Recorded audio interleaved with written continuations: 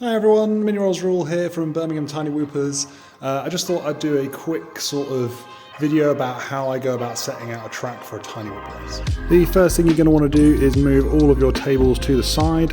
So I packed one up and put it in the corner over there, and then I went and laid out all of the gates, just generally built them up from their position as they're transported to the venue.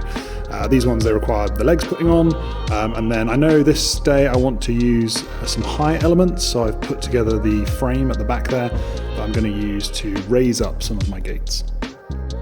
Next thing you're going to want to do is look around and find out where your plug sockets are, because I've found the easiest way to start off laying out a race is to find out where your plug socket is, so you know where your sort of central control point is for any LEDs or timing systems you've got. Mine is over here by this pillar where this hot plate thing is, so I'm going to put my starting block, my box here, over on this side of the room, and that will kind of dictate the turning point in the track where we're going to start and end our lap. So the next thing you're going to do once you've got your start located is to work out the beginning and end of that lap and how it's going to look to the pilots, what sort of shape they're going to make crossing the start finish line and the first couple of turns afterwards. The end of my lap is going to be pilots spinning round the end of this above the table and coming through that gate there. That gate is placed just over the starting block and is going to be used to force pilots to go near to our timing system. Next, you're going to want to think about your starting block and how pilots are going to get off the line and get racing. Typically in races you're going to want a bit of space for people to get up, get flying, get off the block and get round some wide features to sort out who's the fastest and who's the slowest. In this track, the idea is they take off, they go straight ahead of them, and then they hook a sharp 180 around the first pole and into the first gate. I've decided to put in two features on this track that I really want to use. So I want to use the high feature at the back to get some elevation with that frame. And the other thing I'm really enjoying doing at the moment is using barriers to create sort of hurdles for whoops to have to jump over. So once they've hit the first hex gate just by that chair, they're going to hook over the hurdle and then go through this hex gate and proceed on to the rest of the track. I don't know what the rest of the track looks like right now. All I know is that I'm going to have some space over here to play around with, so let's see what happens next. Next, I'm going to cite one of my major features and just add some gates to it to try and work out what it's going to look like. Right now I'm not exactly sure how these three gates are going to be used, but my general plan is to transition people to a high condition so that they can then go really high over and back to the start. So this is going to be the end feature before returning to our start position. So when you start laying out your track, what you want to be aware of is trying to avoid crossing the flight path of existing sections. So here I noticed that I had my barrier set too close to my start block. If you look down the starting straight, you can see that once jumping off the block, they're going to hook around this pylon, come through the hex, jump over the barrier, and then you're going to be pretty much directly in the flight path of anybody else coming over the starting block. So what I'm going to do is I'm just going to move this barrier in that direction a little bit, just to try and avoid crossing any immediate flight paths. As you can see, I've shifted over the barrier, and one of the things I'm looking to do now is make sure there's a balance between complex movements and nice fast sections. So we've got a fast section to begin with, around this pylon and through the first hex, and then there is a complex section to go up and over the barrier, followed by a long run all the way around the back, so through one hex, round this pylon, around the back of the frame, and into a more complex section with some more technical stuff.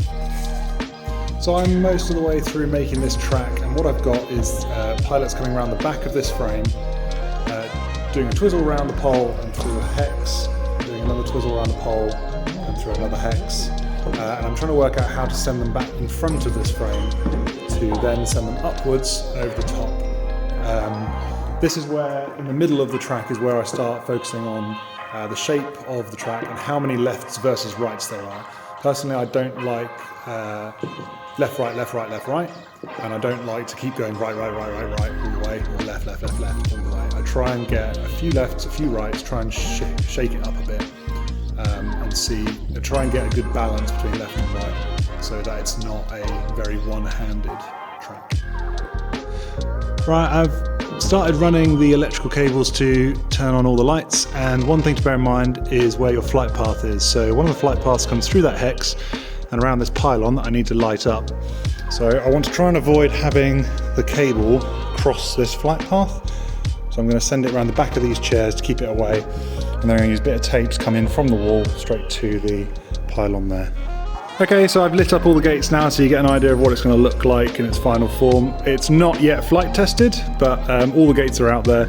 If you're designing gates and power systems, I'd suggest using the black and red silicon cables as they lie nice and flat after they've been unrolled. Don't use the Ethernet ones like we did.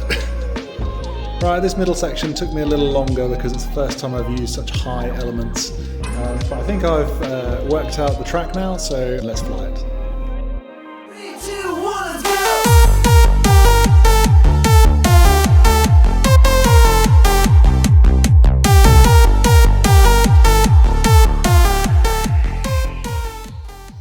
Hi, Matt from the future here. Now I'm not going to pretend this is my first pack around the track. I'm pretty much in the flow, probably having had 6 to 10 batteries out there now, so I'm feeling pretty happy with the layout and the route. I only had to tweak a few gates to make it flow nicely, just turn a little bit of an angle just to give you a better exit trajectory onto the next gate. But that's the best thing, you can test these tracks, see what works, and if something doesn't, you can just move it. It's a lot easier to move around a whoop gate track than it is a 5-inch track. So just throw them out there, see what works, and see how you like it. You'll develop your own style over time. You know, whether you like technical stuff or flowy stuff or long straights or lots of spirals. And don't be afraid to copy other track designers' elements and build them into your tracks. Maybe just pick one element that you like from a track and see if you can replicate that in your tracks. The square and the hex gates were made from the KillaKwads Conduit Whoopgate project parts on Thingiverse, which you can print and download and fill with LEDs to make them look as sparkly as ours. The light rods were made bespoke by my brother for the Bird, the Birmingham International Race Days event that we put on each year, so you can come along and check all of these bright LED gates out there, or just pop along to one of our evening sessions. Everybody is welcome, of course. I hope this was helpful to any new clubs building tracks, or for those of you thinking of track layouts at home. Let me know what you think in the comments. Do you have particular elements of the track you love, particular elements you hate, dive gates, spirals, hurdles? What do you like? Do you like technical tracks, flowy tracks, mix of them? Let me know in the comments below. And if you want to pick up any gates, whoops, merch and more, check out the btwclub.co.uk website. This is where we promote all of our local races, and we have a small shop which just helps support our little whoop club. So hopefully we'll see you at the next race. Bye for now.